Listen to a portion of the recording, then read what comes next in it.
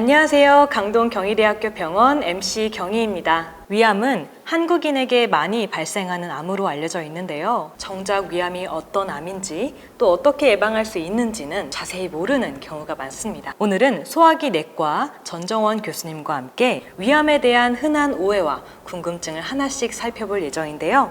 또 생활 습관으로 지킬 수 있는 예방법은 무엇인지 함께 살펴보도록 하겠습니다. 교수님 자기소개 부탁드리겠습니다. 안녕하세요. 강동 경희대병원 소화기내과 전정원입니다. 위염, 위궤양, 위암 등의 상부위장관 질환을 진료하고 있습니다. 조기 위암의 진단과 치료에 관심을 갖고 있으며 환자들이 생활습관 관리에 관심을 갖고 진료를 하고 있습니다.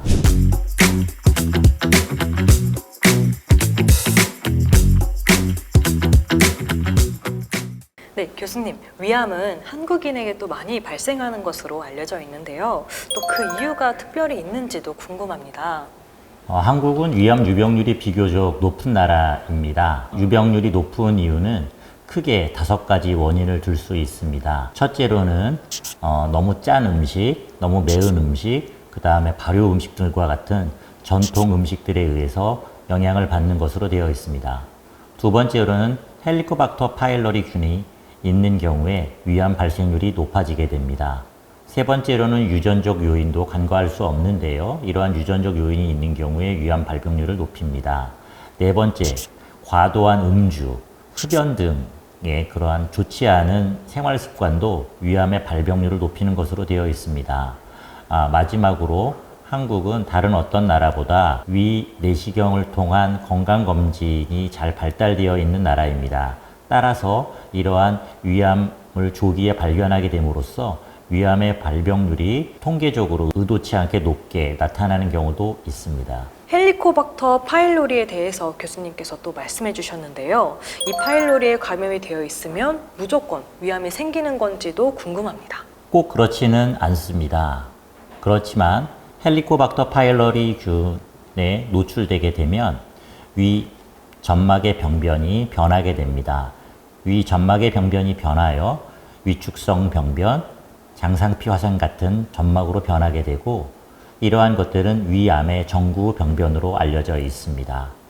이렇게 위 점막이 위암 정구 병변으로 변화되었을 때 짠 음식, 불규칙한 식습관, 음주, 흡연들과 같은 좋지 않은 생활 습관에 의해서 위암의 발병률이 증가할 수도 있습니다. 네, 환자분들이 위염이나 위궤양이 생기는 경우도 많은데요. 이게 오래 가게 된다면 결국에 위암으로 진행되는 말도 있습니다. 실제로도 그런가요, 교수님? 위염이나 위궤양에 의하여 위 점막의 만성적인 염증이 발생하게 된다면 이러한 염증으로 인하여 위축성 위염이나 장상피 화생과 같은 위암의 정구 병변으로 발전을 하게 됩니다. 이러한 경우 생활 습관이 좋지 않은 경우에 위암 발병률을 높일 수 있고요. 이러한 경우에 또한 헬리코박터 파일러리 균이 존재하는 경우에 위암 발병률을 높일 수 있습니다. 따라서 이러한 위염이나 위궤양과 같은 만성적인 염증을 관리하고 올바른 식습관 그리고 헬리코박터 파일러리 균에 대한 제균 치료가 위암 발병률을 낮춰줄 것으로 생각합니다. 위암은 통증이 없다고도 하는 경우가 있는데요. 정말 아무런 증상이 없나요? 위암이 발병된 초기 위암의 경우에는 증상을 거의 보이지 않고 있습니다. 그렇지만 위암이 진행된 경우에는 증상이 발생되게 되지요. 보통 초기 위암인 경우에 증상이 없다고 하였지만 일반적으로 소화불량, 속쓰림, 울렁거림들과 같은 증상들이 약간 나타날 수 있습니다.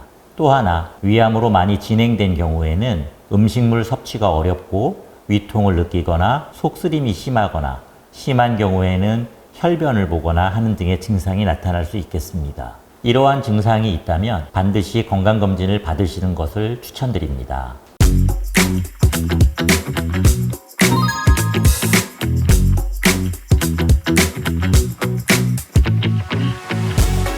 건강검진에서 내시경에 이상이 없다라고 말하면 완전히 안심해도 또 될까요?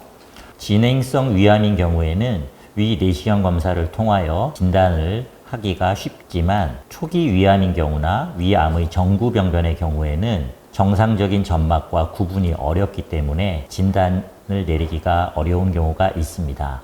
따라서 적절한 검사가 필요하며 숙련된 전문의에 의한 위내시경 검사가 필요합니다. 그리고 또한 정기적인 위내시경 검사를 통하여 이러한 위암의 전암병변이나 조기 위암을 빨리 진단하는 것이 치료에 큰 도움이 될 것으로 생각합니다. 네, 이렇게 위암 진단을 혹시나 받게 된다면 누구나 꼭 수술을 받아야 하는지도 좀 궁금해지는데요.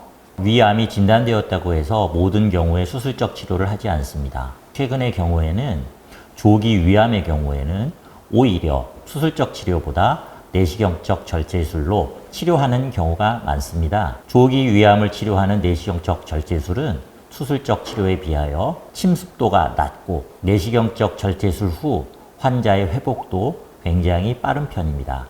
따라서 이러한 조기 위암이나 위암의 전암 병변을 진단을 내리기 위한 적절한 그리고 높은 수준의 위내시경 검사가 필요하다고 할 수 있습니다. 그렇지만 또한 조기 위암이라 할지라도 위암의 성격상 수술적 치료가 필요한 것도 있습니다. 따라서 조기 위암의 경우에 내시경적 절제술이나 수술적 치료 둘 중 어느 것을 선택해야 할지 전문가와 상의와 진료를 하는 것이 중요할 것으로 생각합니다. 많은 환자분들께서 위암 수술 후에 식사는 또 어떻게 해야 되는지 걱정하고 또 궁금해하시는 분들이 많은 것 같습니다. 수술적 치료를 받으신 분들 같은 경우에 단백질 섭취를 하는 것이 좋으냐 하는 질문을 많이 받게 됩니다. 오히려 수술적인 치료를 받은 환자들의 경우에 단백질 섭취가 꼭 필요하다고 할 수 있겠습니다. 그렇지만 부드러운 단백질, 예를 들어 생선, 두부 등과 같은 그 부드러운 단백질을 섭취하는 것이 좋고, 찌거나 삶거나 하는 등을 통하여 조리를 하였을 때 고기 등을 우리가 섭취하는 데 큰 도움이 될 수 있을 것 같습니다. 또한 고기를 드신다 할지라도 단백질을 드실 때 너무 기름기가 많은 그러한 음식을 섭취한다기보다는 살코기 위주의 고기를 통하여 단백질을 섭취하는 것이 좋을 것이라고 생각합니다. 개인별 상태에 따라 단백질 섭취 후 반응이 다르게 나타날 수 있기 때문에 본인이 맞지 않는다면 다른 단백질원으로 대체하실 수 있다고 생각합니다. 네, 오늘 위암의 생활 습관과 관련해서 교수님께서 굉장히 좋은 말씀을 해주셨는데요. 교수님, 그러면 마지막으로 또 걱정 많으신 환자분들을 위해서 조언 한마디만 부탁드리겠습니다. 건강한 식단, 규칙적인 생활, 적절한 운동, 그리고 긍정적인 마음, 그리고 정기적인 위내시경 검사가 위암 발생을 현저히 낮추는 데 중요할 것이라고 생각합니다. 그리고 또한 위암이 진단되었다고 하더라도 저희와 함께 치료를 하신다면 분명히 좋은 결과가 있을 것이라고 생각합니다. 네, 오늘 좋은 말씀 잘 들었습니다. 생활 습관이 곧 위의 건강을 지켜주는 방패가 될 수 있다는 메시지가 또 우리 곁에 남게 되었는데요. 정기 검진과 생활 습관으로 또 작은 실천으로 위암을 예방하시는 삶이 되었으면 좋겠습니다. 감사합니다. 감사합니다.